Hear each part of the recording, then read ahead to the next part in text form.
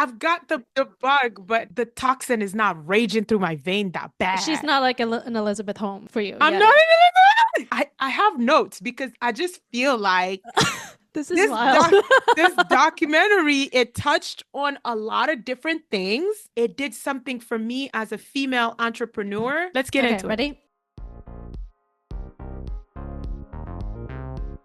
Welcome to the Hair X Friends We Got This podcast, where we share our thoughts on the pharmacy profession, experiences as healthcare providers, and explore our identities as two women of color going after it all. As we share our stories, we hope you laugh, maybe cry, and feel inspired as you get to know us. Because at the end of the day, friends, We got this. Hi, everybody. Hi, My name is Thu. Hi, y'all. I'm Saley. Thank you for being here. Thank you so much, everyone. When we release this episode, we will actually be at ASHP mid-year, Purr, purr, and purr, purr, purr, purr, purr. If you're listening with headphones, I apologize, but I'm straight up screaming into the mic. we're so excited for it. I mean, I would say this is probably one of my bigger risks that I've taken this year Oh yeah. because for me, I'm like, oh, is this going to be like a Fire Fest situation? Of course not, obviously. Of course not. But like, it's How always dare like you? that intrusive thought in my head, like, is it going to become a Fire Fest pharmacy How style? dare you? How dare you Pharmacy compare version. it to Firefest? I know. That's hilarious. I didn't actually think about that. This will not be a fire fest, okay? This is going to be exactly and more than all we hoped all year long, right? Like, because when we think about this, dude, this is not like a 3 month or 4 month goal. This is something we've been actively just inching closer and closer to all year long as part of our Trust Yourself challenge. There's a lot that we've been doing personally, individually, in our own brand, in our collective brand of this podcast, and building and finding the voice and tone of this podcast that's led up to this mid-year event. And so, as you listen to this, if you were able to join us there in person, or you just help push our flyer out to get more people to know that we would be there, we are so, so, so, so grateful that you all honestly are giving us the courage to take leaps like this. Because let me tell you, intrusive thoughts are winning right now. Yeah. Oh man. Well, today's episode is really just going to be a free flowing one. We didn't really have, well, I don't have anything planned, but apparently Saleh's got something she's really excited to talk Listen to about. her. She's being so extra right now. What? Listen, there are a few things going on. It's such a busy season. Residency season is in full swing and all of that. We're trying to plan this mega event and all that. And somehow, I decided that I'm going to go to Netflix instead of watching the Menendez brothers, like I told Oh, Thu I was I going. watched the Menendez brothers. Like, I did you see watched how both the she lit up? show and the documentary. I'm Oh, sick. I'm sick, everybody. I'm ill. Okay. But it was very entertaining or very interesting at least. Yeah. interesting. It's thought provoking. And I think the Menendez story, it's because it forces us to think about time, like how narrative can change over time and how different things can be seen over time, because this is a conversation that's only been reignited because us as a society, our thinking around abuse has evolved. So it's very interesting, and I do wish to revisit it. But y'all, I ended up watching the Martha Stewart documentary, and let me tell you, Okay, I tell us need a little my like I need my queen bee ears to channel the inner Martha in me. Cause so tell us again why didn't you feel like a sense of urgency or compelled to go check it out? Well, first of all, Martha Stewart has always been such an interesting character.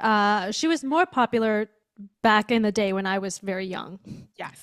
So, I don't know. I just felt like when I think of Martha Stewart, I think of the homemaking stuff, the perfect place setting, like table setting, very calm demeanor. I also think of jail, and I think of Snoop Dogg. Embezzling babies, embezzlers. You see, like I'm here to Oh, to and And one more. Can I tell you when I think What? Martha Stewart, I think of the Scott Peterson, Lacey Peterson trial because Scott Peterson was saying that they were watching Watching Martha Stewart Martha making like Stewart. meringue or something. Meringue something. Isn't that Yes. so weird that like the things that stick in your brain? Very odd. Exactly. But Very it's the odd. true crime in you. It's the true crime in you. We don't blame you. We actually appreciate that you connect the dots that way.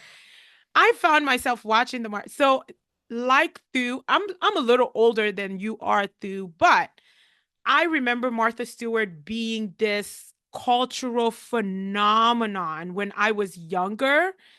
Um, because and you use the word right there, perfection. It was almost like her entire brand was built around this perfect, like the place setting has to be perfect, the cake cutting perfect, the gardening perfect. But she built an entire media company and called it an omnimedia, where she was the focal point of that. Now, as an individual whose brand is also just me, like it's not I am at the center of everything that gets created, Resi Prep.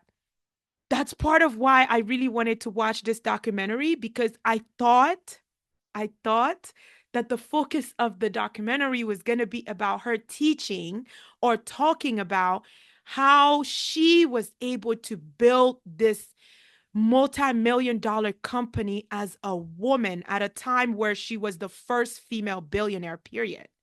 And Wait, she's a billionaire? she was. That's Martha Wow. Stewart I did must have not. yeah, Martha Stewart's collapse is from, well, collapse, air quotation, right? Is from a journey that was pretty remarkable. But I wanted to start with demure is taking over, right? Demure has Yeah. become this new word and everybody's learning it and all that. Ha. I wanted to define it first because I think this episode is going to be titled, it's the not so demure boss. Wait, okay. I actually, you know what? To be honest, I have no idea what's about to happen. So Yes, we're going on a roller we're coaster going on a together. road trip together. Oh wait, but before we do Ah, that, if you are watching on YouTube, please like the video, subscribe, and write in the comments the types of demure girl boss that is your favorite, I suppose. yes, And also, we would love to know what you would like to see us talk about in the future. And if you're listening yeah, to us, please rate and write a review. Rating and writing a review helps more people to see us and hopes, and to be able to push the show out. So let yes. the people know why we are the best companion when you walk your dog or when you do your dishes. The other day, I was doing my half marathon running and I ended up listening to our podcast because I needed something that was, just long form content, something that I can listen to, be entertained, and help me get through this workout. So it was a great listen, and I highly recommend you all check us out and do those things. Go do it. Y'all Okay, already know go I'm do it beyond the now. begging point. I'm on my belly, just at your feet. All right, let's talk Today's about Martha episode. Stewart. And so it's not about Martha Stewart. Okay.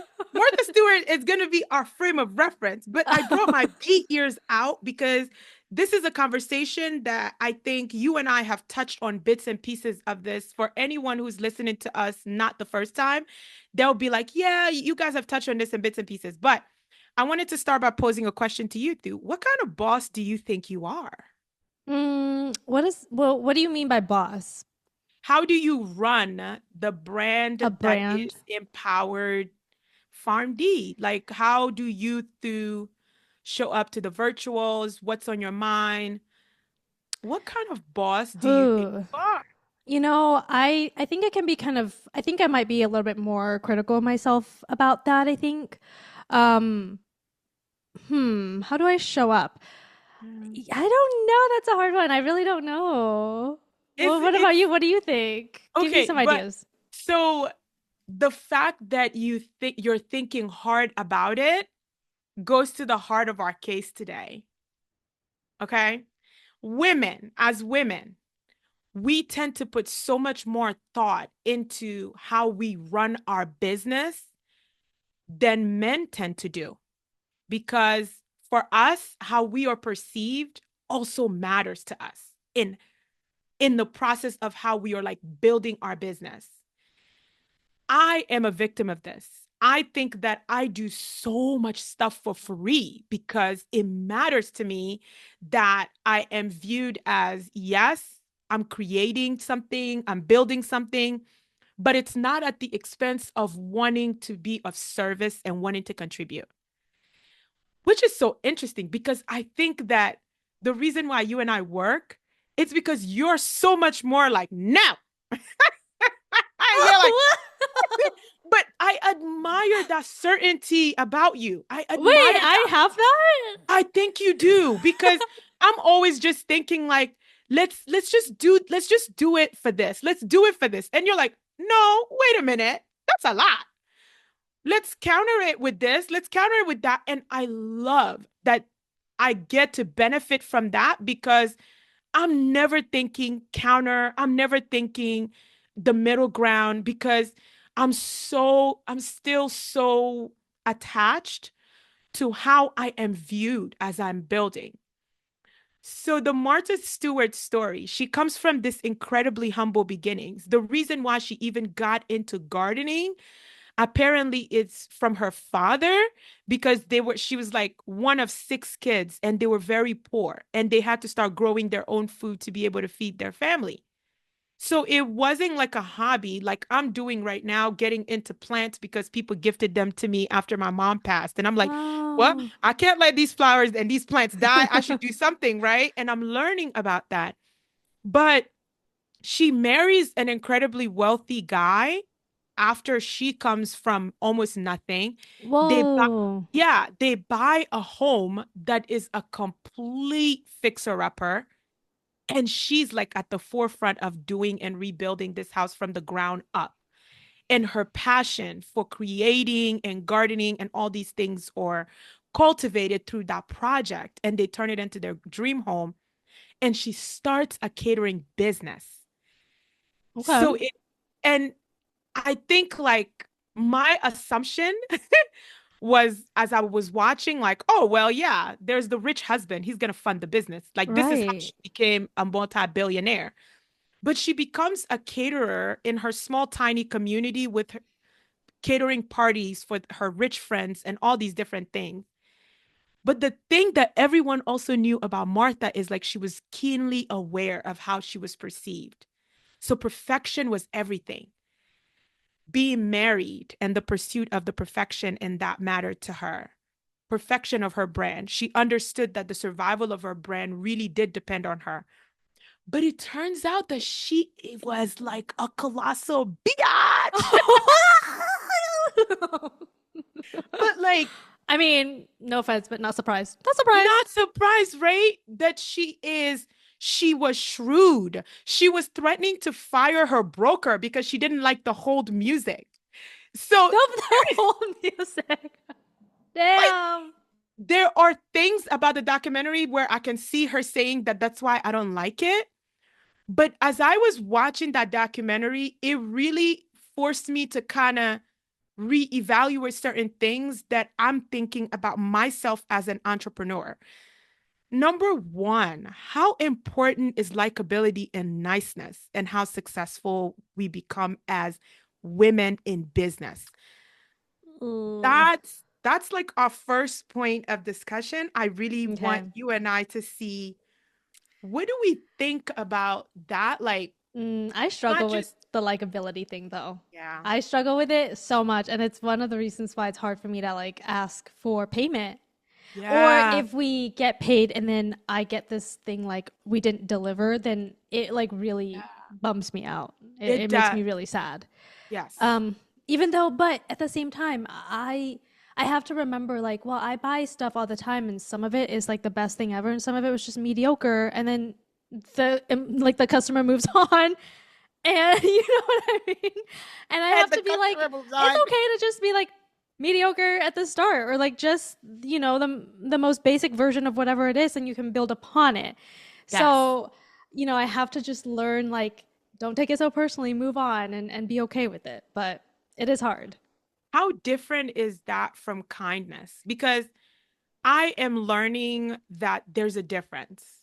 There's a difference. Kindness. Yes, Hmm. between my pursuit of likability versus just being kind. I can say no and that not be get out of my face. Absolutely not. Right. I'm not doing that. But I can say no to an offer and explain and say that this could be a timing thing. This could be, and there's a brand out there that said no to us, and I thought it was the nicest no ever. And I actually learned from how he said no to us, Oh. right? But I think that as I'm building, I need to break up with likability and having it as such a focal point of how I'm building and growing my business, but just be honest with the offers that do come my way and saying, for the amount of work that I put in to what I know my services will deliver, this just won't do. And be okay with the outcome of that no. Mm. I'm still not What is comfortable. like the meanest thing that Martha Stewart did, you think? But then Oh got my her to God. like the biggest success. So She like she cut started somebody out? well, she did that all the time. Oh, okay, And then cool, cool, there's cool. We need to there's start doing that more. video Hmm. there's video of her in the documentary yelling at the lady in the kitchen because she's using a knife that's too small to cut an orange. No, it's like on She's like display. cussing them out Yeah, she's just like, because of that's dumb. Like, do you see how it's a big knife and it's a small knife? You always cut an orange with the big knife. And she goes and gets the big. So it's the other part of so I can do it better I feel like myself. that's unnecessary though, right? There's that you don't need to like demean somebody for using a small knife. Sorry. That It's was still a knife. the orange thing was intense. It was just like, and I just can't she's believe like, that. do you But that's see? Do you see? It's a big knife. And she cuts the orange and she goes, see how much easier that is? You you did use a big knife for oranges. You don't use a small knife. And then she drops the knife and she walks away to something else. And the interviewer was like asking her questions. And she was like, that is not what I envisioned this to be. Like, I don't want your voice in it asking me questions. Like, maybe start here. Like, you can Oh, tell that. wow. But as we learn more about the documentary and how she ended up actually going to prison, many people commented that it had nothing to do with the act itself. Many of us think that it was insider trading that got Martha Stewart to go to prison. Okay. The thing that's revealed or the thing that's positioned in the documentary that was very enlightening for me, it had nothing to do with that. It's just that she dared to be bold as a woman to be a powerful player in the boys club, and they like use the moment to teach her because the evidence itself, did you know Wait, that what? she didn't go to prison for insider trading? She But went to prison for lying to the FBI. That's what Martha Stewart was on trial for. Did you know that? wait, what? I know. Wait, what? So she didn't do the insider trading thing then?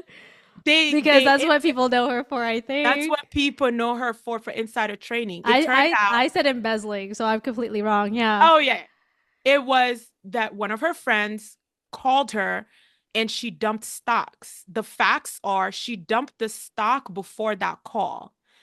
And the losses from the stock she dumped was like $45,000, like to someone that was as rich as she Shh. was. So Oh. James Comey, I don't know if you remember who Ew, I hate his name.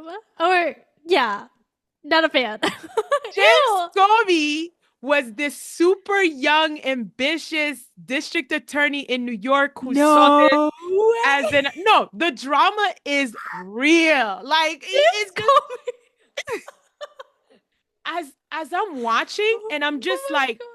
this is like full circle moment of it It because all connects. it all connects as He we've becomes the FBI director, right? director. And this case, sending Martha Stewart to prison Wait. ends up being the biggest crown in like his jewel, the biggest jewel in his No. crown on his way to this exceptional career he ends up having. Wait, but he was the one that released the statement about Hillary Clinton. Is Yes. he like after women? Is he after women Let's bosses? talk about it. Let's talk about it. Let's talk about it.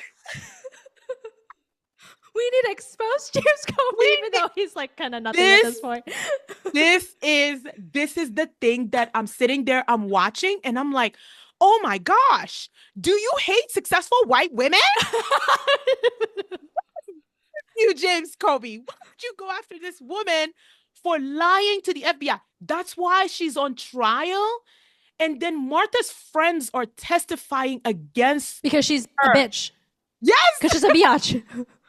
yes. See? And see, and going back to likability, it's like It's just like the people around you, like the one friend who was on the yacht when she received the call the is on the yacht. stand. Yeah, on the yacht. I know. They're in Mexico. They're on the private yacht. And what are we doing with our lives? I know. That people who are going to go snitch on you, they're not in the next cubicle. They're on the yacht with you. Like, we need to really elevate our lives. Yeah, honestly. But this woman was Martha's friend that went with her everywhere. She took her everywhere, opened her life up to her. Here's this woman on the stand.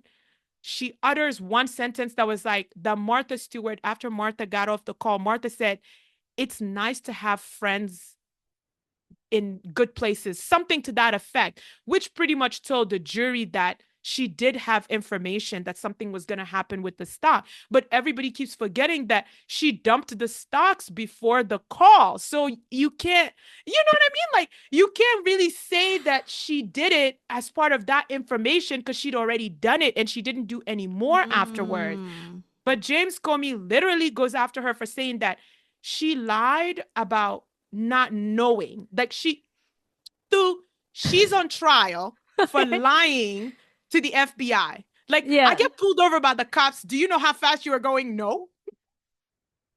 No. Don't incriminate yourself out here. No, I do not know. And that is what I'm saying to That's my so grip. funny. I don't know how fast I was going, but she's put on trial and the humiliation that she suffered as part of going to prison, she documents in journals about every day in prison. And the other striking thing about her ordeal that I vividly remember is how the media was going nuts that Mm. she wore some ugly poncho the day she was released. Do you Oh remember the my god, poncho? no.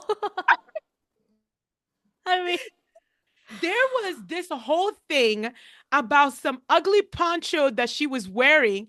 And it turns out the poncho was made by one of the friends she ended up making in prison, the women that she gave free oh, entrepreneur courses.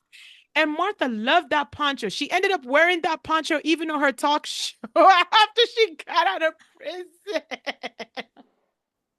oh my What? god. Um, Wow. Okay. but the documentary tells a story of like someone who came up from nothing and somebody she'd built this brand of perfection when in actuality that is not what was going on.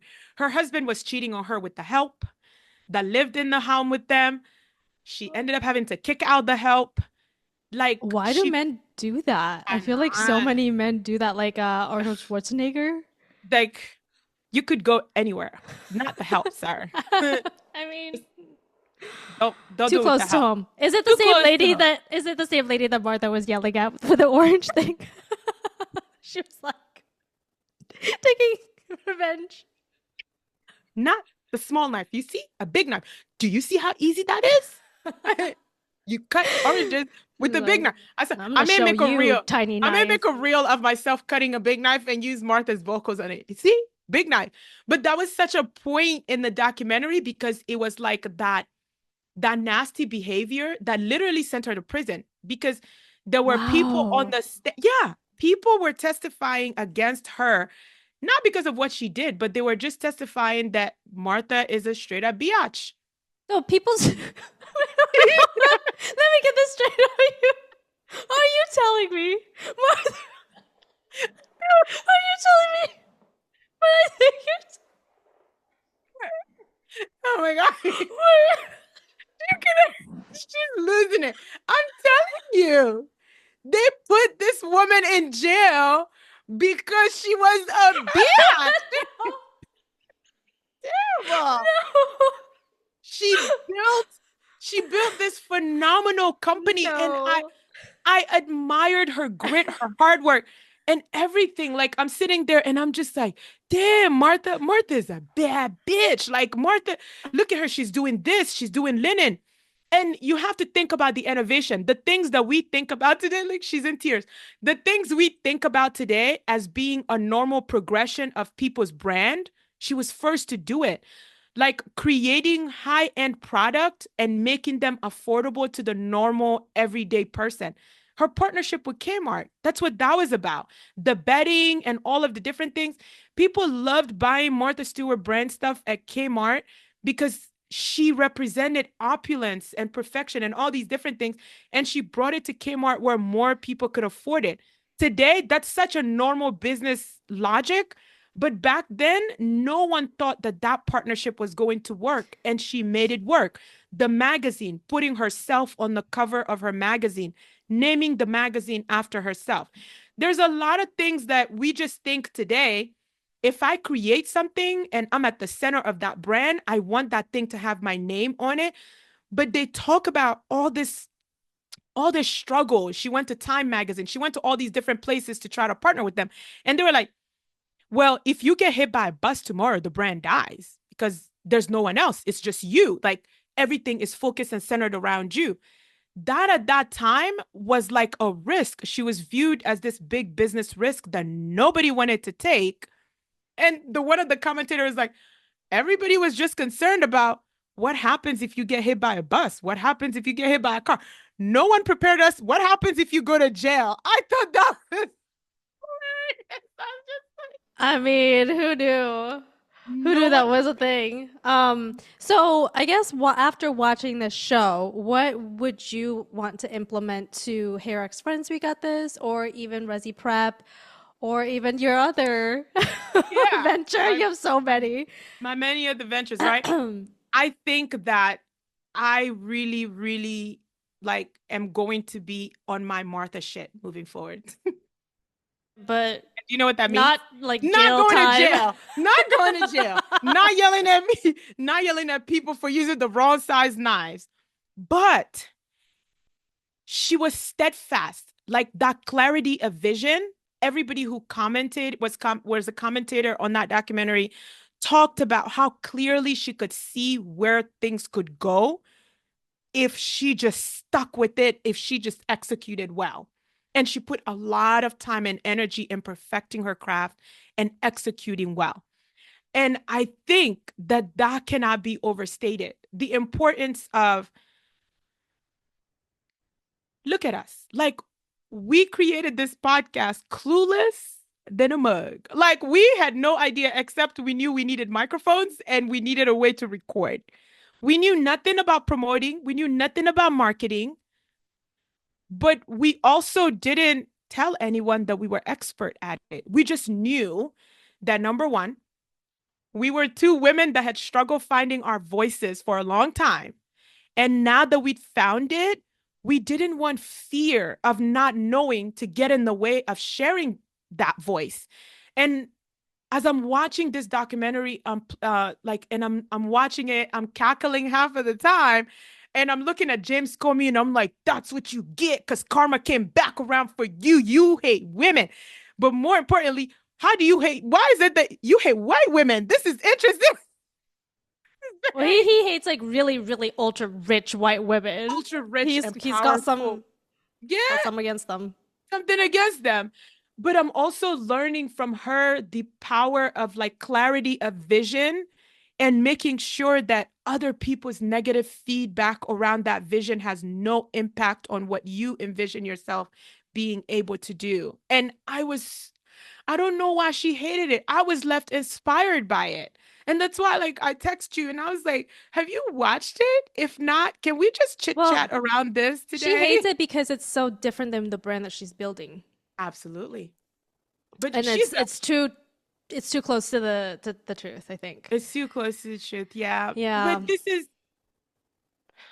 I think there's that some, I mean I don't like I think in know. order to be so like transparent about things like that, you have to want to do it with like a mindset of we're just going to be transparent. I don't think that Martha Stewart comes from a generation where being transparent is the ideal thing to do. So I Oh my think that's probably why she gosh. hates that. Yeah. Yeah. Even That's though it probably will inspire many women. Maybe I'll watch it. you I think I should will. watch I think it. I will. I think you should. I think you should because the other thing it triggered for me was is Martha Stewart's success at that time was was that access privilege opportunity that would have been open to me back then. Like I am a true creation of the time.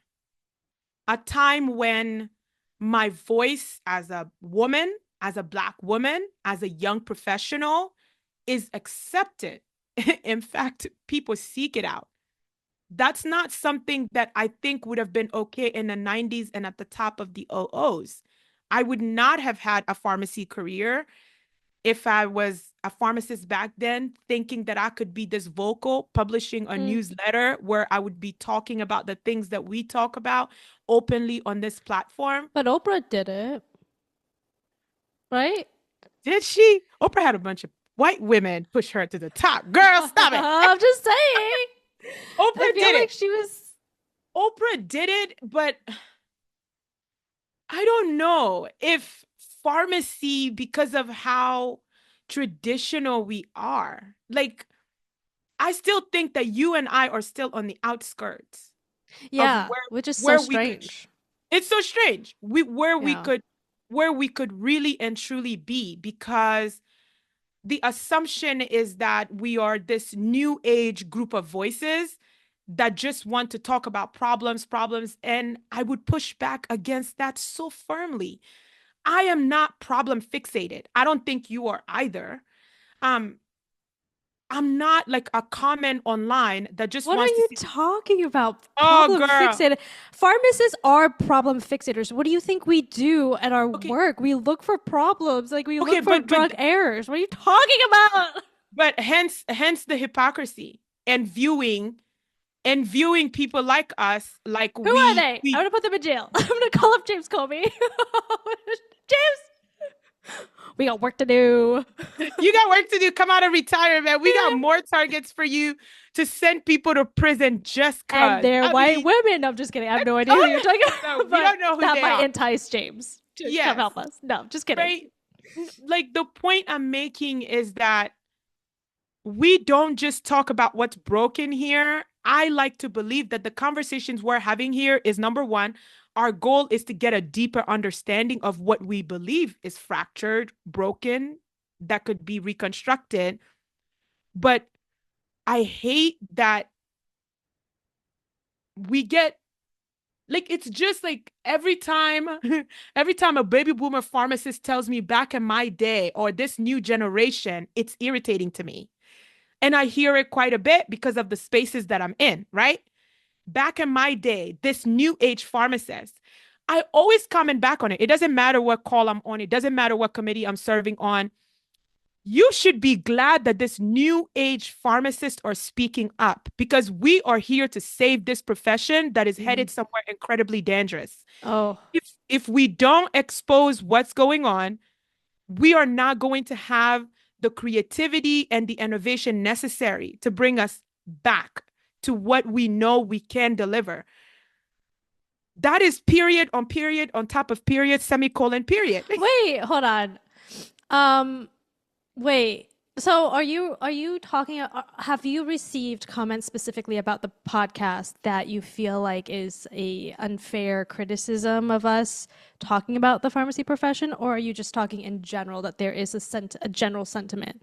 There is a general sentiment. I have personally received comments about, so, I post on TikTok about toxic preceptorship Of course. and toxic student behavior. I Which I talk and enjoy all of those things.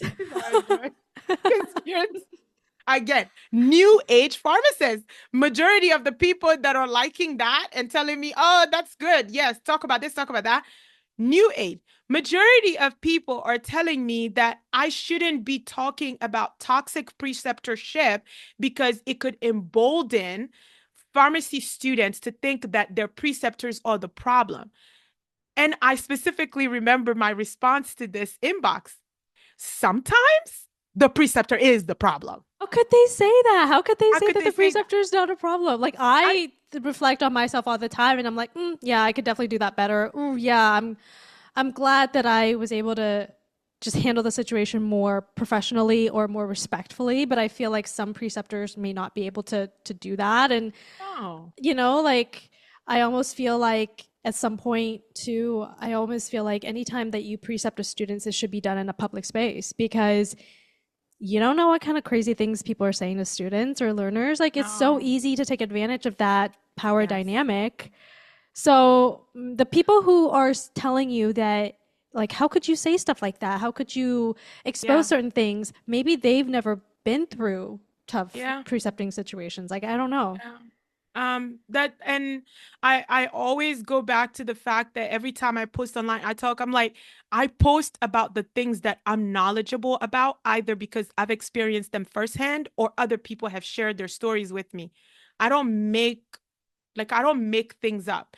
And students, if you anyone who knows me that reaches out to me for guidance and mentorship that listens to this can attest to the fact that my number one advice to you is you need to figure out, is this a hill you're willing to die on? Because going up against your preceptor is never what I'm telling you. Yeah, you better go in there and you tell them how it is and you tell them that this is wrong. This is stuff. No, I'm thinking of what can I do to empower you so that you can figure out what the learning opportunity in this experience is. Because I promise you, this preceptor is not going to be the only preceptor who's going to exhibit this type of behavior for the rest of your career. This moment right here, this is a teachable moment so that as you move forward, you take a nugget from it. When you see this again, you know exactly what you're dealing with and you know what mode you need to go into. But is it hindering your learning? Is it hindering other things, right? So I know like we're getting off on a tangent, but Yeah. it's just the fact that as a creator of a thing or things, I struggle. And I've been very transparent about that on this podcast in that the uncertainty of entrepreneurship, it hits me in waves, but when it hits hard. Oh, yeah. When I see stories of like people like Martha Stewart were for me as a young woman who never thought entrepreneurship would ever be in the cards, I'm looking at her and I'm just kind of like, yo, this is a boss, but also she has been bumped around. And I'm so happy for her that all of this bumping around didn't defeat her. It didn't leave Mm. her completely down and out. And that to me is very inspiring because the documentary ends with Martha Stewart on a go-kart or golf cart driving on what looks like a massive estate. Like it's like a statement of, like as I'm looking at it, I'm like, well, there was jail, there was losing your company, there was you smears in the press. And at the end of all that, you end up on an estate like that. You didn't do so bad, Martha. You didn't do so bad at You know all. what? I think that she made it past all of it, and I think her public reputation has gotten a lot better. I gotten a lot better. I feel like people just kind of accept her as, you know, a figure in history of doing this Yeah. amazing thing. So I think that she's really kind of turned it around. And good for you, Martha. I Good for think I you, will check Martha. it out. All right, well, let's take a quick break and then we'll come back.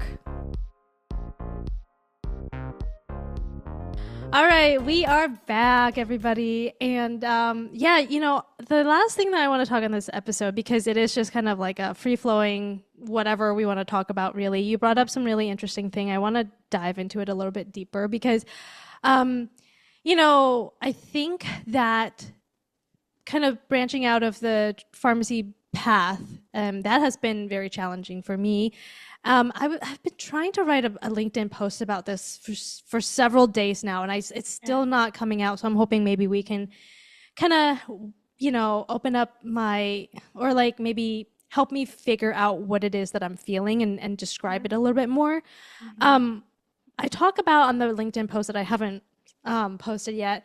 It's about taking big risks and like, would you not try at all or take a big risk? And what if that big risk is a public failure? And for me, the public failure is not even necessarily like, oh, the podcast didn't make it as far as we thought or whatever it is. The Yeah. public failure is me being like, hey, everybody, I'm doing a podcast and I'm a podcast host now and I'm doing all these things. And Yeah. you see, especially in the pharmacy side of things, that there is a lot of skepticism. And I sometimes wonder how many people are actually watching me Yeah. and expecting me to fail.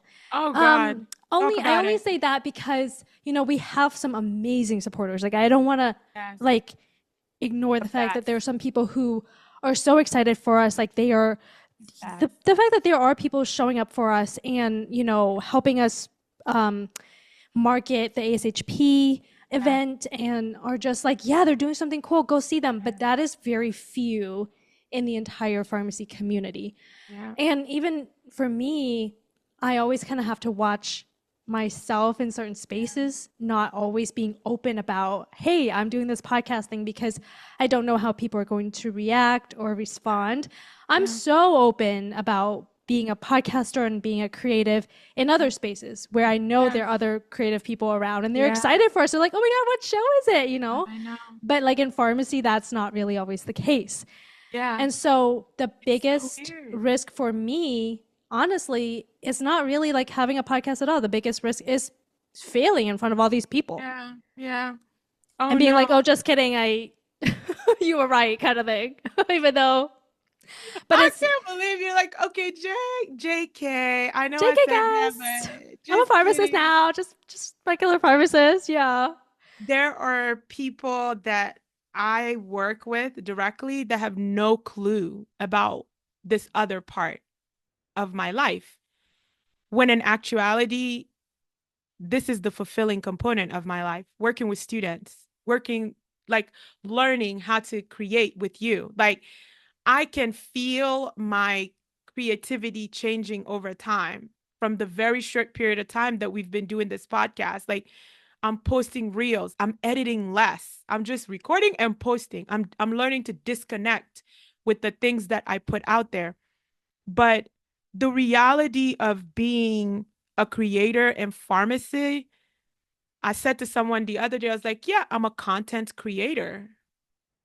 Content creator. That is such a vague thing to Good for say. you. What is Yeah. that? What does that mean? And as a pharmacist, how are you creating content? Don't you do everything based on guidelines? I was like, What does that oh, mean? I That's was like, very close can I minded. buy you a cup of coffee and tell you all the different ways I They create buy content? you coffee. Yes, I buy you coffee. But what you're saying is so true in that every year as I get ready to enroll new students, I'm thinking this is going to be the year that my match rate tanks. Is it though? What do I know to be true? I know that I bust my ass to make sure that these students get what they want because that's the commitment I've made. And I know that it doesn't matter how rough of a day I'm having, if we're due to record, I made a commitment to you and the listeners to provide them with content consistently. I pull up for that. But not having the community's support, I would love to say that it doesn't affect me. It does. It does. It affects me because when I see other things happening in our community, my visceral response is I need to pull up and support. I need to share that. I need to I need to send that to Thu, see if we can put it on our story. They're doing a fundraiser for X, Y, and Z. Let's push that out. Let's help push that out. That's my visceral response. So when I don't get that same energy back, I'd love to sit up here and just be like, I don't care. I'm gonna keep doing me. I'm gonna keep going. That's the that's the goal. But I'm not there. I'm not there. It does affect me. And I feel like the little bit of it that keeps me going is that in my head, I'm always conditioning myself like this is for the one person that's going to see this and it's going to unlock something for them. And it's when people text us on the podcast and was like, the discussion on the last episode with you and Thu was great. Or you and Thu are so funny. Thu is so funny. Thu, why did you say that to Thu? You got her all fired up for no reason. I love that because I'm like, oh my God, they get it. They get it. It's And really shocking when people understand what we're trying to do. I know that I shouldn't be this shocked because I don't think what we're doing is like so out there, but it always just it gives me honestly a sense of relief that it does. people get what we're doing. Yeah. They get it. The And other day, we got a comment on TikTok from somebody, oh, and it was really funny what they wrote. Oh my gosh, where is it? Hold on. Oh shoot, now I'm gonna be like, keep going. Maybe I'll find it. keep going the wrong way. Hold on, It's hold really on. we Hold on. How do I find comments on TikTok? Get away from me. I can't. I'm still really bad at TikTok. It's so Um, funny. No, we hold and on. like we love it when you guys comment. And I know we say that all the time. I will never ever stop getting giddy that someone dropped a comment and they got it. Like they got the humor, they got what we were trying to say, and they dropped a comment. That will never stop being cool to me. It will Oh, be this was interesting. the You found it. comment. This was the comment. Someone said, Hit us. "Oh, I gotta follow y'all. RX news being delivered like getting tea from my besties. Love this." Oh, we I did was like, it. "Oh my god, that is what That is it. That's us. That's we're us. doing." That's what we Yeah. want. And That's phenomenal we, to me though. That yeah, the things that we put out there, it gets received in that exact way, and I'm like, it always blows me away when that happens. So, it does. yeah, I think, and I think I might have talked to you about this too. I was like, unfortunately, because we are kind of disruptors, or maybe I haven't told this to you, but I thought this, and I was like, unfortunately, if you kind of are going in this disruptor route, you have to be okay with people not believing in you or Yeah, not supporting you at all, or just are very skeptical of what you're trying to do. a hundred percent. But people are coming around now. People are coming around. And do you remember like when we hit our 1,000 follower mark? That was Yeah.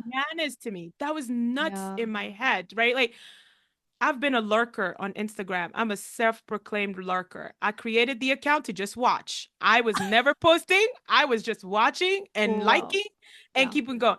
So it's not till like all this stuff started and I was like, good Lord, I have to start posting and showing up so that I can direct people to the show and people can come to my page, Mm, like the brand can build. Because I was like, the business doesn't need it. Like my Resi Prep does not need a large following to be successful. But like how far we've come, it's never going to stop blowing my mind. It's yeah. just never going to stop being the coolest thing I've been a part of because it was just an idea. And one of my favorite quote out there is one day somebody is going to be telling everyone how they met you. And yeah, like when we are at our IPO Wait, what's and we're IPO? a publicly traded company Oh, on Wall Street to oh God. get together when we are on our billionaire status, when we are inviting our friends and taking calls on a yacht. Yeah.